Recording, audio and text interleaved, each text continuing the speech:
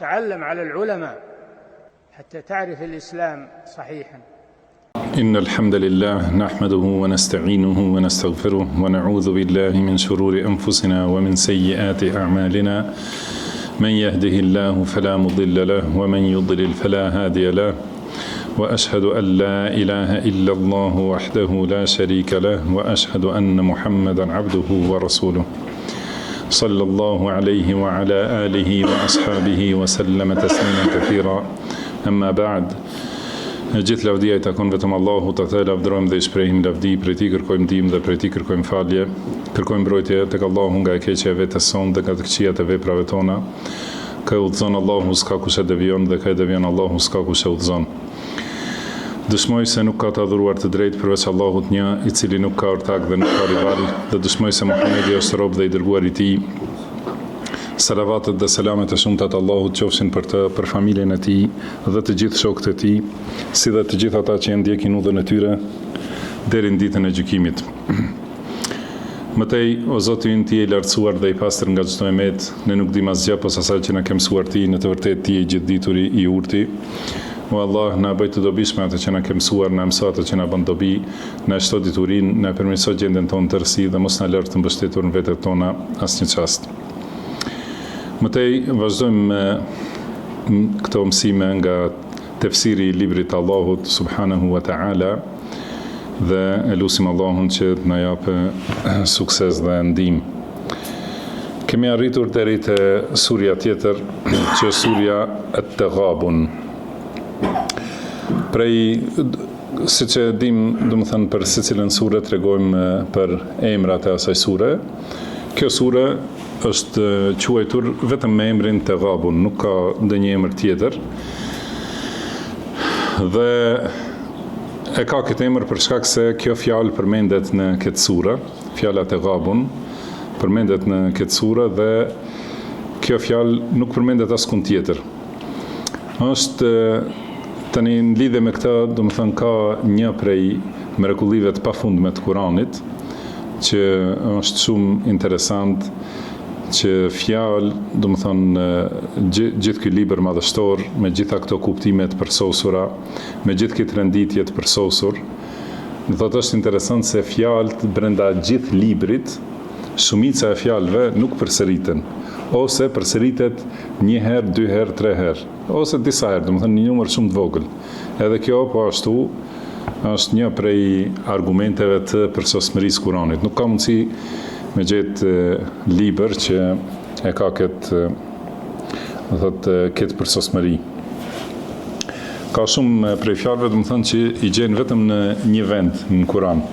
Edhe kjo fjala Taghabun është vetëm në këtë sure, vetëm në ata ajet ku përmendet, dhe për këtë shkak është quajtur me këtë emër.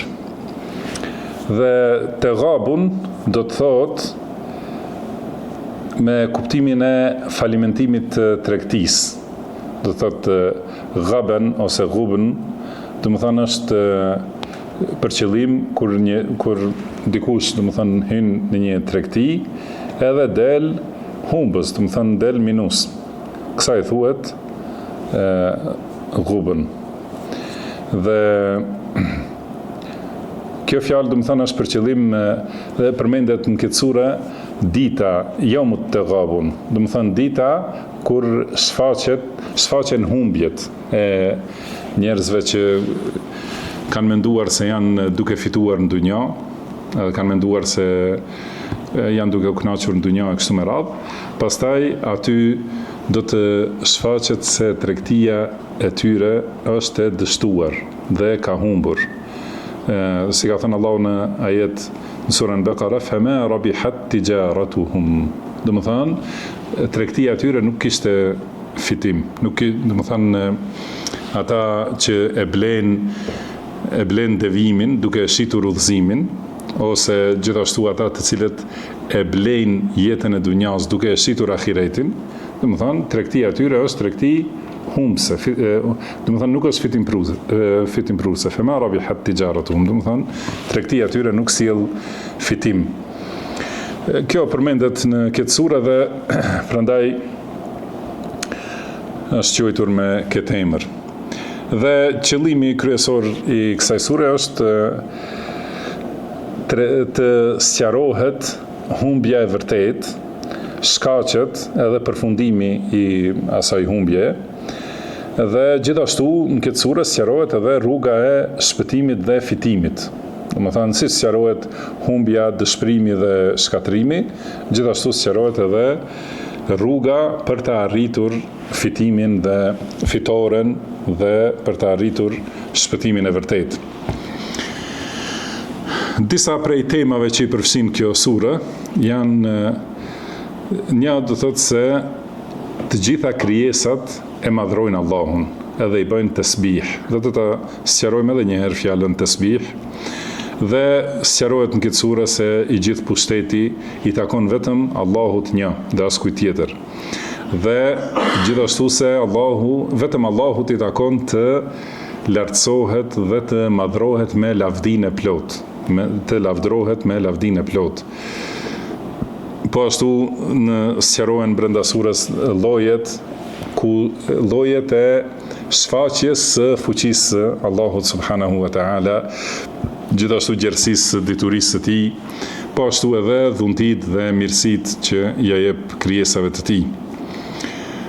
Tjetër temë këtë sure është që I paralajmëron mushrikët duke përmendur se çka u ka ndodhur popujve para tyre, popujve të mëparshëm. Domethënë kjo është edhe paralajmërim për ata, domethënë të asaj kohe. Dhe gjithashtu përveç ndodhive, si thamë edhe për të çështjet e ditës së Kiametit, domethënë përmendet humbja dhe shkaqet e humbjes. Edhe ndodhit që u ka ndodhur popujve të mëparshëm ose dënimi që u ka ardhur popujve të mëparshëm, përmenden edhe shkaqet pse u ka ardhur, domethënë që tjerë të popujt të ruhen prej atyre shkaqeve. Pashtu ka refuzim, domethënë kundër mushrikëve të cilët pretendojnë se nuk do të ringjallen. Domethënë siç e dim se një pjesë e mosbesimtarëve në kohën e pejgamberit sallallahu alaihi wasallam ka qenë pjesa atyre që e kanë mohuar ringjalljen ose kanë qenë me kuptimin e ateizmit. Do thotë pastaj përmendet krahasimi mes përfundimit të bukur të besimtarëve dhe përfundimit të keq të mosbesimtarëve. Tregohet se çdo gjë që ndodh në këtë gjithësi, në të gjitha krijesat, është vetëm me caktimin e Allahut, me qada wa qadar. Domethënë me atë që e ka paracaktuar Allahu dhe atë që e krijon Allahu subhanahu wa taala. Ka nxitje për besimtarët në këtë sure, domethënë që t'i binden Allahut dhe pejgamberit sallallahu alaihi wasallam. Po ashtu tregohet se bukuritë e dunjas, edhe një pjesë atyre bukurive të dunjas janë gratë dhe fëmijët. Një pjesë për këtyre janë armiq të njerëzit. Do thotë këto të mira që I fiton dunja janë, do thotë, që I sjellin dëm ose armiqësi njerëzit. Edhe gjithashtu përmendet nxitja për takwa dhe për të dhënë, për të shpenzuar në rrugën e Allahut dhe për kënaqësinë e Allahut subhanahu wa taala. Në fillim kjo sura fillon me fjalën e Allahut: Yusabbihu lillahi ma fis samawati wa ma fil ard, lahu al-mulku wa lahu al-hamdu wa huwa ala kulli shay'in qadir. Domethënë Allahut I bëjnë tasbih të gjithë që janë në qiej dhe të gjithë që janë në tokë. Atij I takon I gjithë pushteti dhe sundimi, dhe atij I takon e gjithë lavdia. Dhe ai është wa huwa ala kulli shay'in qadir, domethënë ai është I gjithfuqishëm për çdo gjë. Huwa alladhi khalaqakum faminkum kafirun wa minkum mu'min wallahu bima ta'maluna basir. Domethënë Allahu është ai që ju ka krijuar ju dhe prej jush ka mosbesimtar dhe ka besimtar. Dhe Allahu është I gjithdijshëm, domethënë që sheh dhe di gjithçka që ju veproni. Khalaqa as-samawati wal arda bil haqqi wa sawwarakum fa ahsana suwarakum wa ilayhi al-masir. Domethënë I ka krijuar qiejt dhe tokën me hak, me qëllim të vërtet. Dhe ju ka dhënë formë dhe e ka bërë formën më të bukur dhe tek ai do të ktheheni ose tek ai është përfundimi. Ya'lamu ma fi s-samawati wal ard wa ya'lamu ma tusirruna wa ma tu'linun wallahu alimun bi dhati s-sudur. Do të thonë Allahu di çdo gjë që ka në qiell dhe në tokë dhe e di atë që ju e fshihni dhe atë që e shfaqni dhe e di Allahu çka ka në do të thonë në thellësinë e zemrave ose në thellësinë e gjoksit. Do thotë këto ajete do t'i marrim në fillim ku tregohet se Allahu subhanahu wa taala e madhrojnë me tasbih, i bëjnë tasbih.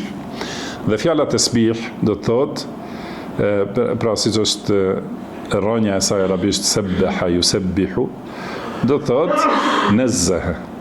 Pra do të thonë që i mohon mangësit. Do thotë kur thuhet se i bëjnë tasbih, do të thonë të gjitha krijesat se Allahu është i pastër nga çdo lloj mangësie, edhe nuk i takon Allahut asnjë mangësi. Prandaj edhe fjala subhanallah do të thotë i lartësuar dhe i pastër është Allahu dhe ose i patmeta është Allahu, nuk ka asnjë tmet dhe asnjë mangësi. Ka thënë yusabbihu lillahi ma fi s-samawati wa ma fi l-ard. Përndryshe kjo është surja e fundit në Kur'an që fillon me tasbih.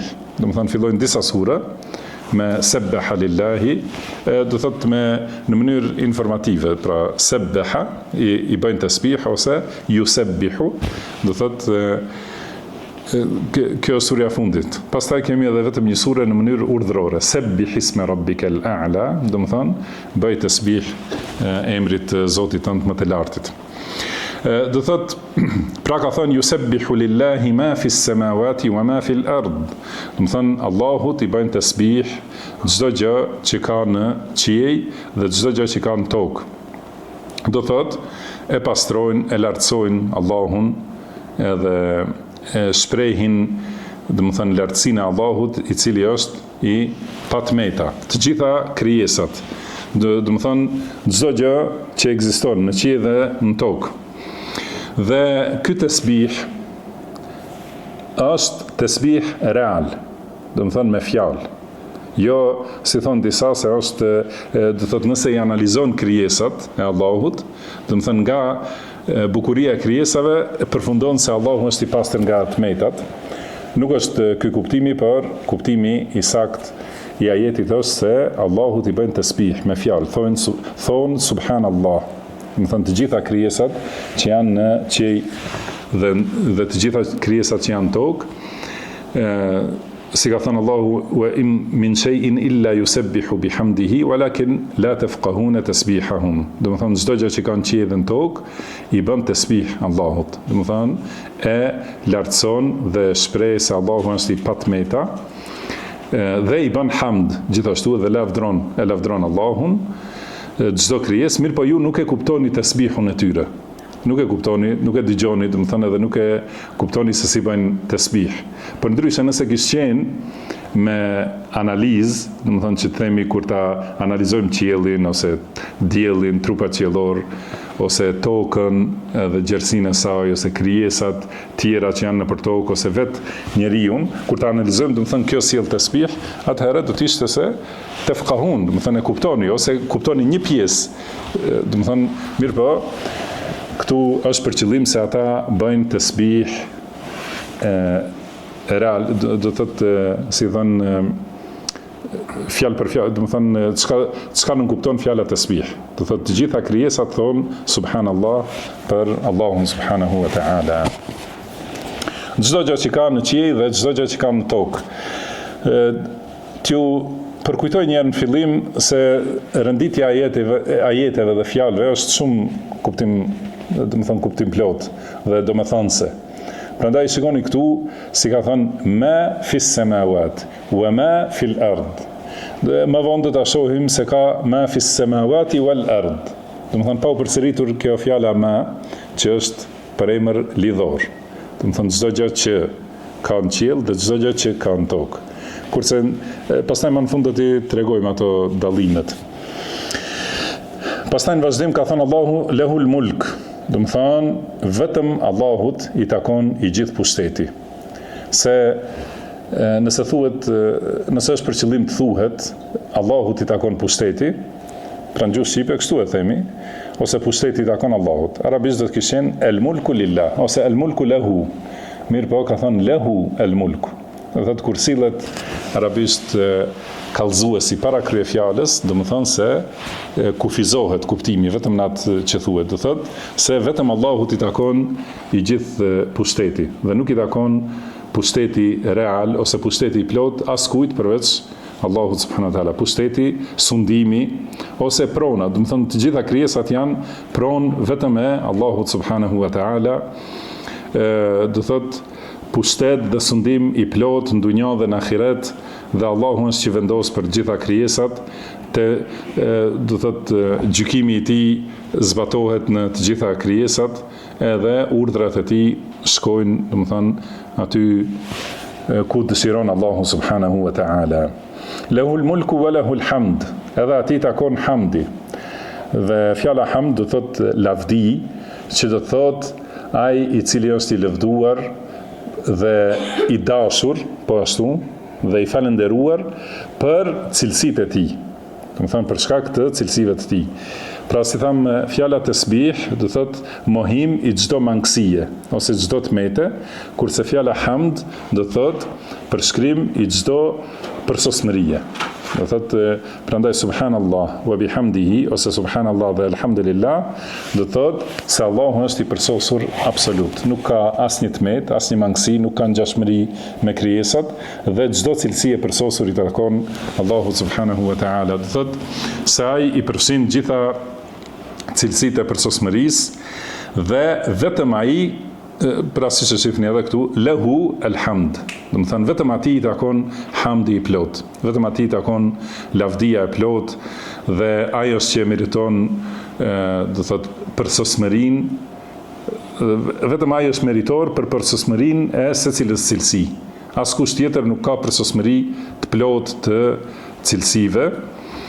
Dhe gjithashtu atij takon përsosmëria e krijesës, e krijimit. Do të thënë ai krijon në mënyrë dhe cakton dhe gjykon në mënyrë të plot dhe të përsosur. Prandaj është i dashur dhe i madhruar dhe i adhuruar. Edhe ai është i adhuruar i vetëm. Kanë përmendur disa prej dietarëve që këtu është përmendur lehul mulku wa lehul hamdu. Do të thënë atij takon sundimi dhe pushteti dhe atij takon lavdia. Pse janë përmendur të dyja bashk? Do të thënë të dyja bashk japin një kuptim më të plot se sa këto që i tham veç e veç. Se ka mundësi që dikujt i takon pushteti, do thotë, por nuk i ka cilësitë e përsosmërisë, ka dobësi edhe mangësi, dhe për këtë shkak nuk duhet nga, do të thënë, ka pushtet kufizuar, kanë krijesat. Do të ka mbretër edhe ka sundimtar dhe ka pronar gjithashtu, çka i takon pushteti caktuar në atë kufit e pushtetit të tij, por ata që janë nën pushtetin e tij nuk e duan atë.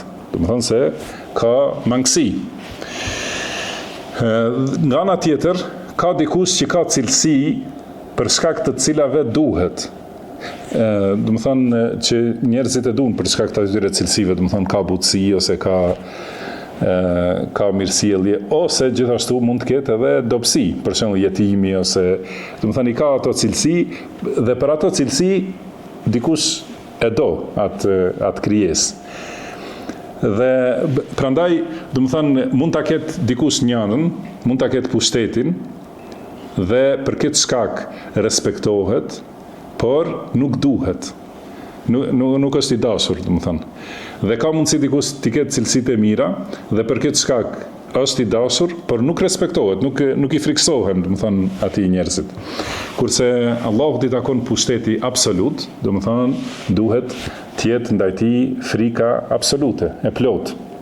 Edhe gjithashtu i takon lavdia me cilësitë e përsosura, prandaj është i dashuri absolut. Edhe i vetmi i dashur në këtë mënyrë që njerëzit e adhurojnë. Domethënë ky është kuptim më i plot se sa kur përmenden veç e veç, ose themi jep kuptim të tretë.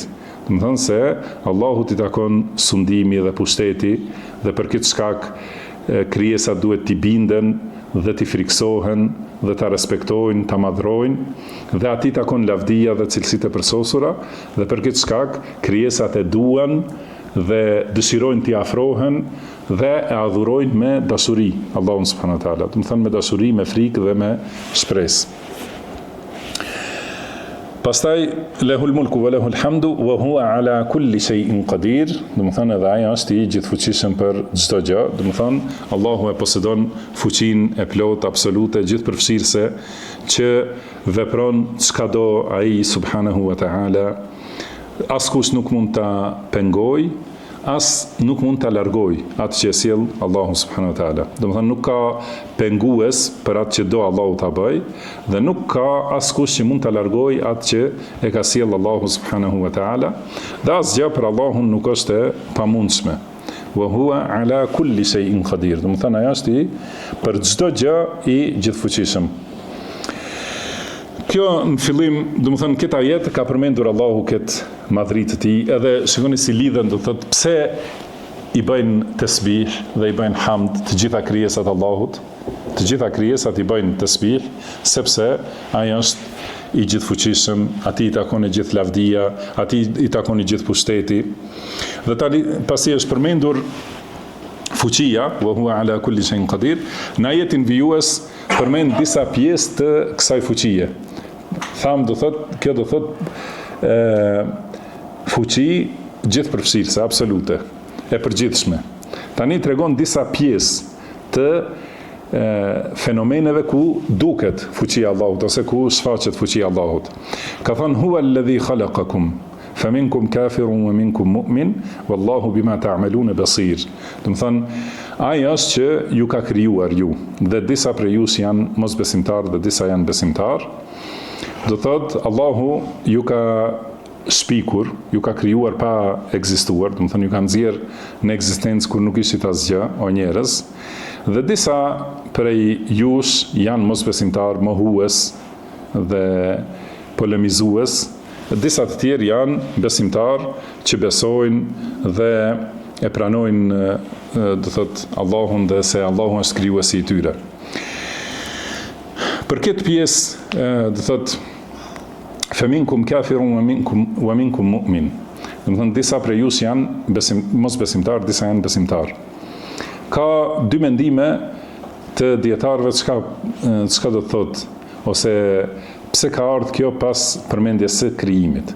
Disa kanë thonë që kuptimi është se disa prej jush mohojnë se Allahu është krijuesi i tyre dhe disa të tjerë besojnë se Allahu është krijuesi i tyre. Do të thënë Allahu ju ka krijuar, disa janë mohues, disa janë besimtar. Por më e saktë është edhe në këtë mendimin e dytë bën pjesë edhe mendimi i parë, por ky mendimi i dytë është më i saktë, që do të thotë se Allahu ka krijuar disa prej jush mosbesimtar dhe disa i ka krijuar besimtar. Do të thënë Allahu është që i ka krijuar në atë mënyrë njerëzit, se edhe besimi edhe mosbesimi janë me caktimin e Allahut subhanahu wa taala. Dhe Allahu ka dashur, do të thënë që të ketë në mesin e krijesave të tij, në mesin e njerëzve që ai krijon, të ketë besimtar dhe mosbesimtar. Si ka thënë Allahu subhanahu wa taala, fariqan hada wa fariqan haqqa alayhi ad-dalala. Do të thënë një grup Allahu e ka udhëzuar dhe një grupit është realizuar devijimi. Do të thënë që ka qenë i caktuar nga Allahu subhanahu wa taala. Dhe nga Abdullah ibn Mas'ud radhiyallahu anhu transmetohet se ka thënë haddathana Rasulullah sallallahu alaihi wasallam wa huwa as-sadiq al-masduq. Do të thënë na ka treguar i dërguari i Allahut sallallahu alaihi wasallam, dhe ai është i sinqertit, do të thënë që e flet vërtetën dhe i besueshmit, të cilit i besojmë. Ka thënë pejgamberi sallallahu alaihi wasallam, inna ahadakum yujma'u khalquhu fi batni ummihi 40 yawman. Do të thënë secilit prej jush i qëndron krijimi i tij ose mblidhet krijimi i tij në barkun e nënës së tij 40 ditë. Thumma yakunu 'alaqatan mithla dhalik. Pastaj bëhet si thuhet, do të thënë si gjak i ngjizur ose i zgjatur, po ashtu. Thumma yakunu mudghatan mithla dhalik, pastaj do të jetë, do të thënë si mish i përtypur, po ashtu, po aq. Thumma yab'athu Allahu malakan fayu'maru bi 4 kalimat. Pastaj Allahu dërgon një engjëll, një prej melajkeve dhe urdhrohet që t'i shkruaj 4 çështje. Wa yuqalu lahu uktub amalahu wa rizqahu wa ajalahu wa shaqiyyun aw sa'id. Do të thënë i thuhet engjëllit, pra shkruaja veprat, do të thënë çfarë vepra do të veproj, furnizimin, me sa do ta ketë, do të thënë furnizimin dhe pasurinë dhe ushqimin që do ta hajë kështu me radhë, wa ajalahu, edhe afatin e jetës, deri kur do të vdes, do të thënë këto 3 çështje, dhe e 4ta, wa shaqiyyun aw sa'id, do të thënë do të jetë mos besimtar ose besimtar, do të thënë do të jetë i dëshpëruar ose i lumtur në ahiret. Thumma yunfakhu fihi ar-ruh, pastaj i fryhet shpirti, do të thënë jepet shpirti në të. Fa inna ar-rajula minkum la ya'malu hatta ma yakunu baynahu wa bayna al-jannati illa dhira'. Atëherë thot pejgamberi sallallahu alaihi wasallam, ka njerëz prej jush që punojnë dhe punojnë deri në fund të jetës, saqë mbetet mes tij dhe xhenetit vetëm një kut ose një plumb. Fa yasbiqu alayhi kitabuhu. Atëherë parakalon libri që është shkruar për të, fa ya'malu bi 'amali ahli an-nari, edhe atëherë bën vepra të banorëve të xhehenemit. Edhe është, do të thonë, prej banorëve të xhehenemit. Wa ya'malu hatta ma yakunu baynahu wa bayna an-nari illa dhira'. Edhe ka njeri që punon derisa nuk mbetet mes tij dhe xhehenemit më shumë se sa një plumb. Fa yasbiqu alayhi al-kitab, edhe parakalon ajo që është shkruar për të, fa ya'malu bi 'amali ahli al-janna. Atëherë bën vepra të banorëve të xhenetit. Po këtë hadith e transmetojnë Buhariu dhe Muslimi. Ky hadith është me të vërtetë që njeriu të friksohet për veten e tij, edhe ta ketë parasysh se duhet të përpiqet shumë në rrugën e Allahut, edhe të përpiqet që Allahu të jetë i kënaqur me të dhe vdekja t'i arrijë vetëm si besimtar. Kurse atë çka ka shkruar Allahu nuk e di askush përveç Allahut subhanahu wa ta'ala. Edhe kjo gjithmonë te këto hadithe e rikujtojmë besimin e Ahlus-Sunna wal Jamaa në qadar. Edhe duhet ta dimë se qaderi ose shkrimi nuk është detyrim për njeriu, por është dituria absolute e pagabueshme e Allahut subhanahu wa ta'ala. Do të thënë Allahu e ka ditur për një njeri se do të jetë mosbesimtar dhe do të jetë prej banorëve të xhehenemit, edhe e ka krijuar si ta tillë. Do thotë prandaj Allahu ju ka krijuar dhe disa prej jush ju ka krijuar si mosbesimtar, disa si besimtar. Ky është kuptimi dhe kjo është domethënia. Jo se njeriu do thotë është i detyruar të bëj kufrin, ose është i detyruar të jetë besimtar, por Allahu është i gjithdijshëm për atë se kush duhet të jetë i udhëzuar dhe kush duhet të jetë i devijuar. Dhe këtë edhe më tutje sqaron hadithi tjetër që transmetohet nga Ali ibn Abi Talib radhiyallahu anhu, i cili thot, ishim në një xhenaze në Baqi al-Gharqad, dhe erdhi pejgamberi sallallahu alaihi wasallam, ul dhe ne ulëm rreth tij. Kishte në dorë një shkop ose një bastun dhe e uli kokën, do të thënë pejgamberi sallallahu alaihi wasallam e uli kokën poshtë, do të thënë si njeriu që është i brengosur edhe i mërzitur. Edhe filloi të bëj, do të thënë me shkopin të bëj vija ose vrima në tokë. Do të thënë kjo tregon gjendjen e njeriu që ka një breng. Pastaj thot se ka thënë pejgamberi sallallahu alaihi wasallam, ma minkum min ahadin, ma min nafsin manfusatin illa wa qad kataba Allahu makanaha min al-jannati wan-nar.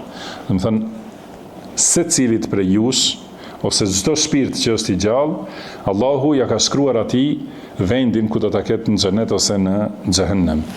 Wa illa wa qad kutibat shaqiyatan aw sa'ida. Edhe gjithashtu secili është shkruar, a do të jetë i dëshpëruar ose i lumtur.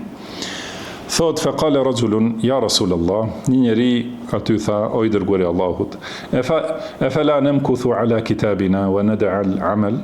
Do të thonë, a atë mbetemi në atë që është shkruar dhe t'i braktisim veprat, do të thonë mos punojmë pasi dihet se është shkruar çdo gjë. Ka thënë pejgamberi sallallahu alaihi wasallam, "Men kana min ahli as-sa'ada fasayasiru ila 'amali ahli as-sa'ada." Do të thonë kujt është shkruar që do të jetë i lumtur, ai do t'i bëj veprat e njerëzve të lumtur. Wa men kana min ahli ash-shaqawati fasayasiru ila 'amali ahli ash-shaqawa. Edhe kujt është shkruar se do të jetë i dëshpëruar, ai do t'i bëj veprat e njerëzve të dëshpëruar. I'malu fa kullun muyassar. Do të thonë veproni sepse secilit i lehtësohet. Do të thonë ajo vepra. Ka thënë amma ahlu as-sa'ada fayuyassaruna li'amali ahli as-sa'ada. Do të thonë njerëzve të lumtur u lehtësohen veprat e njerëzve të lumtur. Do të thonë që të bëjnë për të arritur lumturinë e përhershme në xhennet. Wa amma ahlu ash-shaqawa fayuyassaruna li'amali ahli ash-shaqawa. Do të thonë kurse ata të dëshpëruarit, që do të dëshpërohen me dëshpërimin e madh dhe të plot në ditën e gjykimit, edhe që do të jenë prej banorëve të zjarrit të dëshpëruar, edhe të, do të thënë, gjendje të shkatruar. Atyre u lehtësohen t'i bëjnë veprat e njerëzve të dëshpërimit. Pastaj e ka lexuar pejgamberi sallallahu alaihi wasallam fjalën e Allahut, "Fa amma man a'ta wattaqa wa saddaqa bil husna fasanuyassiruhu lil yusra." Do të thënë kush jep dhe ruhet dhe i beson më të bukurës, do të thënë i beson në iman, i beson në librit Allahut dhe sunetit pejgamberit sallallahu alaihi wasallam, fasanuyassiruhu lil yusra. Do të thënë atij do t'ja lehtësojmë rrugën për më të lehtën, do të thënë për të arritur në xhennet. Wa amma man bakhila wastaghna wa kadhaba bil husna fasanuyassiruhu lil usra. Dhe ai që përgënjeshtron, ai që është koprac dhe ndihet sikur s'ka nevojë për askënd, mendon se është shumë i fuqishëm dhe nuk ka nevojë as për vepra të mira, dhe përgënjeshtron, nuk beson në më të mirën, nuk e beson imanin, atij do t'ja lehtësojmë rrugën për përfundimin më të vështirë. Pra në këtë ajet thot man fund Allahu wallahu bima ta'maluna basir. Do të thonë huwa alladhi khalaqakum, Allahu është ai që ju ka krijuar, fa minkum kafirun wa minkum mu'min, për ju ka mosbesimtar dhe për ju ka besimtar, wallahu bima ta'maluna basir. Dhe Allahu atë që veproni, do të thonë është i gjithë ditur në imtësi për atë që ju e veproni. Do thotë Allahu që ju ka krijuar i di të gjitha veprat tuaja, i di të mirat dhe të këqijat, i di përpara se të ndodhin. Do të thonë është i gjithditur për çdo detaj, nuk i mungon Allahut asgjë prej veprave tuaja në diturinë e tij, nuk mungon në diturinë e Allahut asgjë prej veprave tuaja. Dhe do t'ju japë shpërblimin, do të thonë për atë që keni vepruar. Nëse keni vepruar mirë, do të thonë shpërblim me të mirë, dhe nëse keq, atëherë me të keq. Dhe ky përfundimi i ajetit nënkupton gjithashtu se Allahu i di veprat tuaja dhe Allahu e di cili prej jush meriton të udhëzohet edhe cili meriton të lihet në devijim. Do të thënë, pasi ka përmendur njerë se ju ka krijuar, ka prej jush dhe siç tham, kuptimi është se disa prej jush i ka krijuar si mosbesimtar, disa i ka krijuar si besimtar, sepse Allahu i di veprat tuaja, do të thënë e di se cili e meriton cilën çështje. Dhe Allahu është gjithashtu dëshmitar i veprave tuaja, prandaj do t'ja japë shpërblimin për atë që keni vepruar. Pastaj në vazhdim ka thënë Allahu i lartësuar, khalaqa as-samawati wal arda bil haqq wa sawwarakum fa ahsana suwarakum wa ilayhi al-masir. Do të thonë Allahu i ka krijuar qiellin dhe tokën. Pasi tham këtu po i ka krijuar qiellin dhe tokën me hak, do thotë me qëllim të plot. Dhe ju ka formsuar dhe ju ka dhënë formën më të bukur. Pra pasi ka përmendur se e ka krijuar njeriun, të cilit i ka dhënë urdhra dhe i ka dhënë ndalime, atëherë përmend këtu në vazhdim në ajetet tjera se Allahu I ka krijuar të gjitha krijesat dhe do të thonë çdo gjë që ekziston është që ka krijuar Allahu subhanahu wa ta'ala. Pra I ka krijuar qiellin dhe tokën bil haq, do të thonë I ka krijuar me drejtësi dhe me urtësi të plot. Do thotë në ato në krijesat që I ka vendosur Allahu subhanahu wa ta'ala ka drejtësi, do të thonë që të jenë të balancuara krijesat, që mos I bëhet pa drejtësi, do të thonë krijesave të tjera, dhe çdo gjë që është vendosur është me urtësi, nuk I ka krijuar kot. Do të thonë vetëm të rinë ato krijesa dhe mos ketë ndonjë qëllim. Ka thënë Allahu subhanahu wa taala për njerëz, për besimtarët, të cilët e kanë imanin e thellë. Do të thonë prej cilësive të tyre janë wa yatafakkaruna fi khalqis samawati wal ard. Do të thonë meditojnë për krijimin e qiellve dhe të tokës.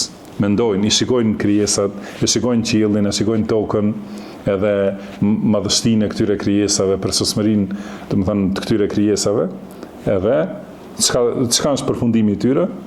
Thonë Rabbana ma khalaqta hadha batila. Do të thonë Zoti ynë nuk e ke krijuar këtë kot. Do të thonë gjitha këto krijesa nuk I ke vendosur kot. Subhanak, do të thonë I lartësuar dhe I patmeta I Tij, faqina adhaban nar. Prandaj na ruaj prej dënimit të zjarrit. Kurse mosbesimtari çka bën? Sa më shumë që I studion këto krijesa, që e mahnitin mendjen njerëzore, do të thonë sa më shumë I kupton qiellin dhe tokën, edhe njeriu e kështu me radhë, aq më shumë I shtohet mosbesimi, edhe thotë këto gjitha janë kot, do të thonë. Besimtari thotë Rabbana ma khalaqta hadha batilan subhanak. Do të thonë nuk I ke krijuar gjitha këto kot, vetëm do të thonë për kot, ti je I lartësuar dhe I pastër patmeta. Kurse mosbesimtari I studion krijesat, edhe thellohet në mrekullitë e tyre, edhe thotë të gjitha janë këto kot. Edhe madje edhe thotë nuk ka krijues. Do të thonë pra ka njerëz që besojnë se krijuesi I këtyre krijesave është Allahu, kanë krijues, do të thonë, por pas një qëllim. Dhe gjithashtu disa prej tyre arrin edhe në mohimin e krijuesit subhanahu wa ta'ala. Po ashtu ka thënë Allahu wa ma khalaqna as-samaa wal arda wa ma bainahuma batila. Do të thonë nuk I kemi krijuar qiellin dhe tokën dhe çdo gjë që ka mes tyre për kot. Dhalika dhannu alladhina kafaru. Do të thonë ky është mendimi I atyre që nuk besojnë. Mosbesimtarët, si tham, mendojnë se gjitha këto krijesa janë vetëm ashtu vendosura pas një qëllim. Fawailul lilladhina kafaru minan nar. Edhe mirë për ata që mohojnë, do të thonë për zjarrin që I pret. Pra grupi I parë thon Rabbana ma khalaqta hadha batila, subhanaka faqina adhaban nar, do të thonë na ruaj prej dënimit të zjarrit, kurse këta gjithë thonë këto janë të kota, edhe prandaj thot Allahu mirë për ata, pra kërcënim për ata që I pret zjarri. Po ashtu ka thënë Allahu wa ma khalaqna as-samawati wal arda wa ma bainahuma la'ibin. Do thotë nuk I kemi krijuar qiellin dhe tokën dhe çdo gjë që ka mes tyre për lojë. Ma khalaqnahuma illa bil haqq. Do të thonë ato I kemi krijuar vetëm për haq, do të thonë drejtësi dhe urtësi të plot. Walakinna aktharuhum la ya'lamun. Mirë, po shumica e tyre nuk dinë. Pra ka thënë I ka krijuar qiellin dhe tokën, do të thonë me të drejtën, me hak, wa sawwarakum fa ahsana suwarakum. Edhe ju ka formsuar juve dhe ju ka dhënë formën më të bukur. Do thotë Allahu e ka përfunduar këtë formë që e keni dhe I ka dhënë formë krijesës suaj, edhe jeni në formën më të bukur. Do thonë edhe në pamjen më të mahnitshme. Pra njeriu është në formën më të bukur. Ka disa prej dietarëve ka dy mendime, do të thonë kush është për qëllim me këtë ajet. Kush është për qëllim me këtë do thotë se jo ka dhënë formën më të bukur. Disa prej dietarëve thonë se njeriu në përgjithësi, secili, domethënë njerëzimi në përgjithësi janë në formën më të bukur. Kurse disa kanë thënë se është për qëllim dikush Ademi alayhis salam, po. Disa kanë thënë se është Ademi për qëllim me këta jetë, sepse ka për njerëzve që janë të bukur edhe ka që janë të shëmtuar. Por e vërteta është se secili njeri Allahu e ka krijuar në formën më të bukur. Dhe do thot nëse krahasohet me krijesa të tjera, askush prej njerëzve pa marrë parasysh sa i shëmtuar është, ose çka ka të meta në gjymtyrët e tij ose në organet e tij, do të thënë askush prej njerëzve nuk do të kishte dashur që të ketë formë të një krijese tjetër. Do thotë secili e kupton se forma e tij është më e përsosura. Domthonë ky është një argument se janë për qëllim të gjithë njerëzit. Dhe këtë kuptim e japin ajetet e surës Infitar, ku Allahu ka thënë ja ejuhel insanu ma gharraka bi rabbikal karim, o njeri, ç'të mashtroi ty për Zotin tënd fisnikun, alladhi khalaqaka fasawwaka fa'adalak. Do të thënë ai i cili të ka krijuar, të ka ngritur ose të ka drejtuar dhe të ka përsosur. Fi ayyi suratin ma sha'a rakkabak, në cilën formë ka dashur ai të ka kompletuar. Do të thënë Allahu subhanahu wa taala. Po ashtu ka thënë laqad khalaqna al-insana fi ahsani taqwim. Do të thënë njeriu ne kemi krijuar në pamjen më të bukur, mirë po fjala taqwim do të thënë me kuptimin se është i ngritur, në ngritjen më të mirë. Do thotë nëse e shohim krijesa të tjera, do thotë asnjë krijesë nuk është si njeriu, që ec i drejtuar, edhe që i ka gjymtyrë të tilla që mundet do të thonë t'i plotësoj të gjitha nevojat që i nevojiten. Dhe asnjë kafshë tjetër nuk e ka këtë, ose ka kafshë që ecin të krusura, ose në katërkam, ose që zvarriten, ose peshqit që jetojnë det, ose do të thënë të gjitha krijesat kanë mangësi, do të thënë këtë aspekt, kurse njeriu Allahu e ka krijuar në formën më të përsosur. Ky është një kuptim.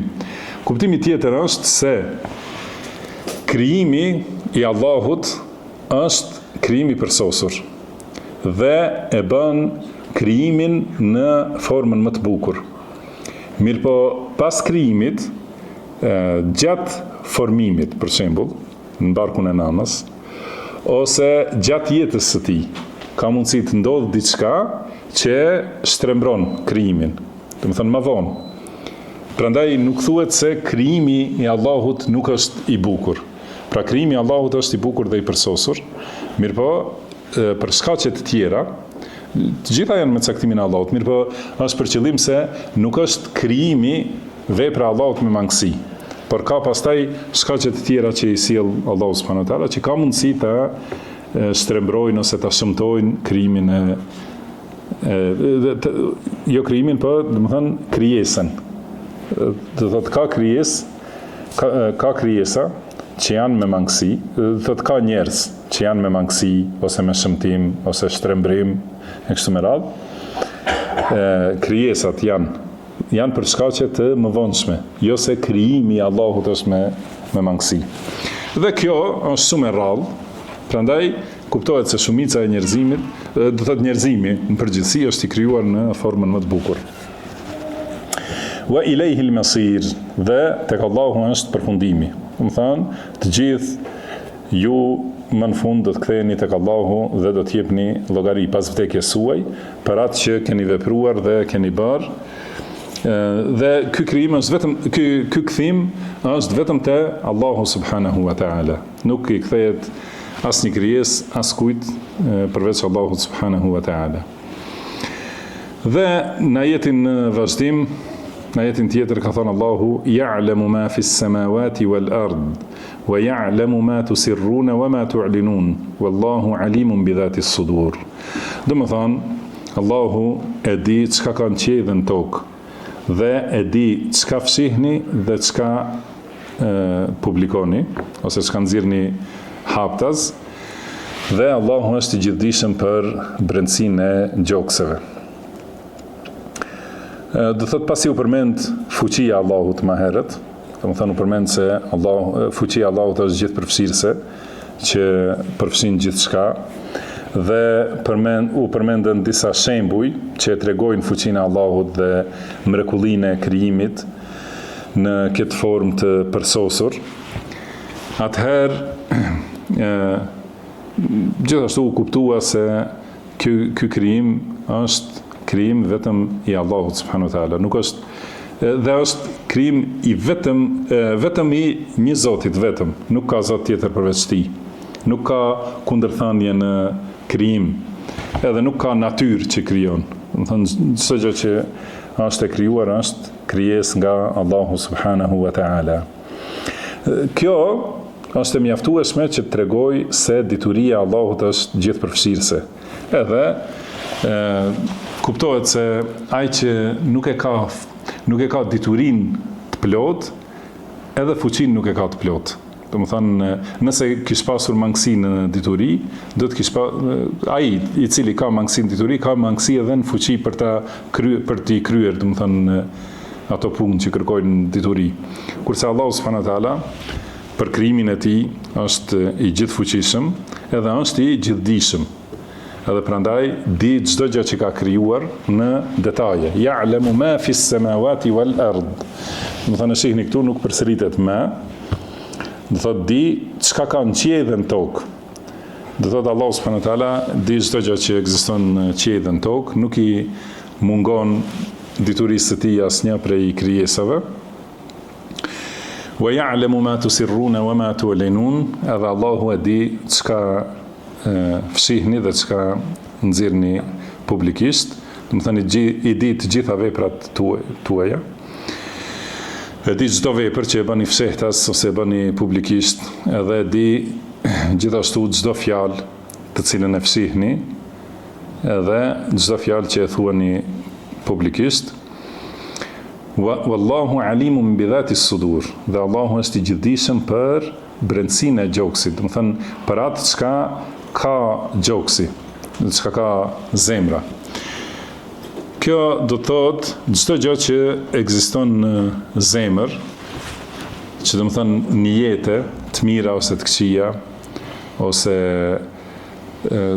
ose morale të mira ose të këqija që janë zemrës, ose ndërgjegja, do të thonë çka ka në ndërgjegjen e vet njeriu, të gjitha këto i di Allahu subhanahu wa taala. Edhe është përmendur, nuk është përmendur se Allahu e di zemrën vetëm, por e di çka përmban zemra, edhe çka vepron. Do thotë, si thot Imam Ibn Qayyim, do të thonë nëse kish thënë Allahu është i gjithdijshëm për gjokset ose për zemrat tuaja, ajo do të ishte shprehje për dituri të kufizuar. Sigur nëse thuhet e di kokën për shembull, e di zemrën, e di smundjet e barkut, do të thotë mjekët kanë dituri të kufizuar. Por çka përmban zemra, çfarë qëllime, synime, do të thonë të mira ose të këqija, mendime të mira ose të këqija, edhe moral, do thotë a ka besnikëri apo tradhti, apo ka sinqeritet ose gënjeshtër e kështu me radhë, do të thonë, të gjitha këto janë në zemër. Edhe për ndryshe, do të thonë mendimet dhe mendja dhe logjika janë në zemër, dhe zemra është në gjoks. Pra kjo është realiteti për të cilin na ka treguar Allahu subhanahu wa taala. Dhe jo ata që ka thonë njerëz të do të thonë materialistët, thonë se mendja është në tru, edhe mendimet e kështu me radhë vijnë nga truri. Kjo nuk është e vërtetë. Pasi materialistët, do të thonë duhet si e kanë ata rrugën dhe menhexhin, duhet besojnë vetëm në atë që e shohin. Edhe askund nuk mund të shohin as në tru, as në zemër, as mendime, as ide, as moral, do të thonë, ose qëllim, nuk mund të gjejnë në trurin e njeriut, as në zemër, do të thonë nuk mund ta shohin. Dhe për këto çështje na tregon i gjithdijshmi që i ka krijuar këto, edhe ai që di atë që duket dhe atë që nuk duket. Do të thonë për krijesat ka diçka që duket dhe që nuk duket. Për Allahun subhanahu wa taala janë të gjitha të dukshme dhe të ditura. Për këtë shkak, materialistët nuk kanë si të vërtetojnë ku gjendet mendja, ose idejt, edhe dëshirat, synimet. Ato, pa dyshim, janë në zemër, sepse Allahu subhanahu wa taala ka thonë fatakuna lahum qulubun yaqiluna biha. Do të thonë pse nuk ecin në vende të analizojnë dhe të kenë zemra me të cilat kuptojnë. Pra kuptimi, logjika dhe mendja është në zemër. Edhe kë zemër quhet ajo që është në gjoks, jo në kokë, se disa thonë është për qëllim zemër truri. Dhe se Allah ka thonë wa innaha la ta'mal absar walakin ta'mal qulubu allati fi as-sudur. Do të thonë nuk verbrohen syt, po verbrohen zemrat që janë në gjokse. Do thotë zemra është ajo që dikujt i verbohet edhe nuk sheh, nuk kupton, dikujt i hapet edhe i ndriçohet edhe e shet vërtetën si të vërtetë, pa vërtetën si të pa vërtetë. Dhe Allahu është i gjithdijshëm çka ka kjo zemër. Çka synon. Gjithashtu argument për këtë që e tham më herët është edhe fjala e pejgamberit sallallahu alaihi wasallam, ala inna fil jasadi mudgha idha salahat salaha al jasadu kullu. Do të thonë ka në trupin e njeriu një copë mishi që nëse përmirësohet i gjithë trupi. Edhe nëse prishet i gjithë trupi. Do të thonë nëse prishet kjo copë mishi, prishen veprat e gjithë trupit, edhe fjalët, lëvizjet, synimet. Nëse përmirësohen veprat, përmirësohen fjalët, do të thonë përmirësohet i gjithë trupi. Ala wa hiya al-qalb. Do të thonë kjo copë mishi është zemra. Do të thonë prej asaj varet, do thotë përmirësimi i veprave, edhe përmirësimi i fjalëve, përmirësimi i besimit. Do të thonë është të gjitha këto janë në zemër. Dhe wallahu alimun bi dhati as-sudur. Do të thonë Allahu është i gjithdijshëm për këtë që përfshin ajo dhatu sudur, do të thonë është me përkthy shoqja ose pronarja e gjoksit. Do të thonë është për qëllim është gjinia femërore e fjalës dhu, do të thotë posedues, ose është për qëllim sahib, do të thonë pronar ose shok. Pronar, posedues ose shok. Pra zemra është udhëheqësi i gjoksit, edhe është posedues, do të thënë i hapësirës gjoksit, dhe zemra është shoku i pandashëm i gjoksit. Do të thënë prandaj është quajtur dhatu sudur, do të thënë Allahu alimun bi dhati sudur. Do të thënë Allahu është i gjithdijshëm për atë që përfshin pronarja dhe shoqja e gjoksit. Do thotë pra këto janë kuptimet në përgjithësi, disa prej përfitimeve i përmendëm gjatë shpjegimit. Do të thonë duhet njeriu ta kuptojë se Allahu di çka kanë qiell dhe në tokë dhe i di të fshehta. Këtu është, do të thonë, është dhënë dituria e sqaruar në shkallë. Do të thonë i di Allahu çdo gjë që ka në qiell dhe çdo gjë që ka në tokë. Të gjitha këto i di Allahu. Pastaj ka shkuar në detaje më të imta. E di atë që ju e fshihni dhe atë që shfaqni. Por jo vetëm kaq, edhe e di Allahu atë që është brenda zemrës, që nuk është shfaqur as e fshehtë as e dukshme. Do të thonë pra fjalët që i thot njeriu ka mundësi t'i fsheh, ose veprat që i bën, fjalët, do të thonë ka mundësi t'i thot një njeriu ose 2-3 vetave. Kjo quhet e fshehtë, fjalë e fshehtë. Ose mund ta thot publikisht pas një pengesë, edhe kjo është fjalë e dukshme. Por ka edhe vepra, do të thonë veprat ka mundësi t'i fsheh nga shumica e njerëzve ose nga të gjithë njerëzit, i fsheh vetëm vetë. Dhe të gjitha këto i di, edhe ka vepra që i bën dukshëm, do të thonë, të gjitha këto i di Allahu subhanahu wa taala. Por edhe më shumë se kaq, do të thonë, që e di çka ka në zemër, që akoma nuk ka dalë në asnjë mënyrë. Do të thonë e di synimet e zemrës, edhe qëllimet dhe moralin çfarë ka njeriu, edhe çka rezultojnë, këto çfarë vepra do të rezultojnë këto që gjenden në zemër. Prandaj, për këtë shkak njeriu duhet me të vërtetë kujdeset për këto çështje. Do të thonë kujdeset për veprat dhe fjalët e fshehta, dhe të kujdeset për përmirësimin e zemrës.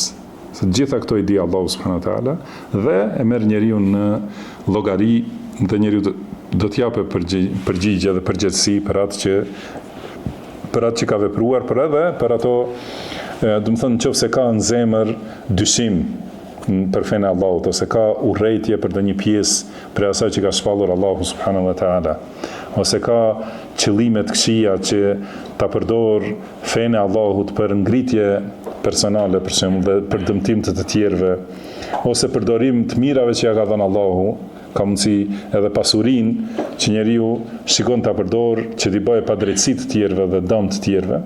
Domethënë kjo është rrezikshmëria më e madhe për njeriu. Domethënë nëse e lejon të vazhdojë zemra në këto fllitësira. Por nëse njeriu ka dashuri për atë që e ka shpallë Allahu subhanahu wa taala, edhe i beson librit plotësisht, edhe i beson pejgamberit sallallahu alaihi wasallam plotësisht, dhe është i kënaqur që Allahu e ka Zot, edhe është i kënaqur që Islami është feja e tij dhe Muhamedi sallallahu alaihi wasallam është pejgamberi i tij, atëherë patjetër se i përmirësohen, edhe ka synime të mira, edhe ka qëllim të drejtësisë, besnikërisë, edhe bamirësisë ndaj të tjerëve. Me gjitha këto duke e synu të arrik kënaqësinë e Allahut subhanahu wa taala, atëherë padyshim se zemra e tij do të drejtohet dhe do të udhëzohet për veprat më të mira. Shikoni, do thotë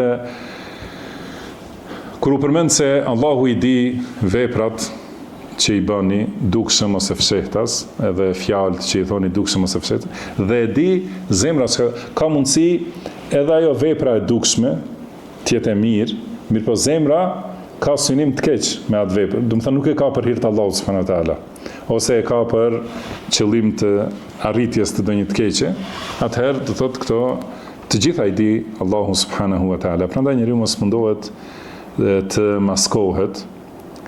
Edhe është e çuditshme, do thotë këtë e shohim shumë dhe e kuptojmë si njerëz mundohen të maskohen para njerëzve. Por është e çuditshme që disa prej njerëzve duan të maskohen para Allahut subhanahu wa taala. Mendojnë se e mashtrojnë Allahun e lartësuar, kurse Allahu e di thellësinë e zemrës, edhe e di realitetin e zemrës tij para se ta di njeriu, ose pa e di, ndoshta asnjëherë nuk e di njeriu, domethënë, dhe Allahu subhanahu wa taala është i gjithdijshëm. Prandaj duhet të i friksohet Allahut edhe ta ketë parasysh mbikëqyrjen e tij, se Allahu ja mbikëqyr zemrën, dhe Allahu është që, domethënë, vendos mes zemrës dhe njeriut. Pra Allahu mund t'ia largojë zemrën edhe nëse ai mendon se e do udhëzimin. Për këtë shkak do thotë duhet të përpiqet ta ketë pastër para Allahut subhanahu wa taala. Edhe jo të thotë vetëm domethënë me nxjerr fjalë të bukura, përkthime interesante ose pretendime se është duke mbrojt davetin selefi e kështu me radhë, kurse në zemër ka diçka tjetër, sepse Allahu e postron edhe demaskon në mënyrë që nuk ka mundësi t'ia mbulojë më atë turp askush. Prandaj duhet secilit t'i ruhet Allahut subhanahu wa taala dhe të ketë kujdes se si është veprimi i tij mes tij dhe Allahut, domethënë përmes zemrës së tij.